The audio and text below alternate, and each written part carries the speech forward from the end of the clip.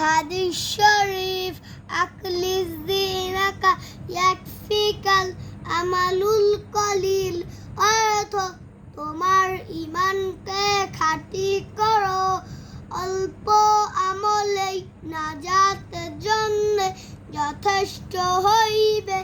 2 নম্বর হাদিস শরীফ খায়রুকুম মান তাআল্লামাল কুরআনা ওয়া আল্লামা, তোমাদের মধ্যে সর্বোত্তম ওই ব্যক্তি যে কুরআন মাজিদ শিক্ষা করে এবং শিক্ষা দেয়। 3 নম্বর হাদিস শরীফ তলাবুল ইলমি ফারিদাতুন আলা কুল্লি মুসলিম, দ্বীনি ইলম তলব করা প্রত্যেক মুসলমানের উপর ফরজ।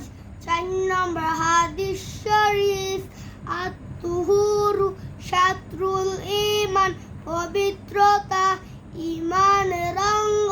5 নম্বর হাদিস শরীফ মিফতাহুল জান্নাতিস সালাহ, নামাজ বেহেশতের চাবি।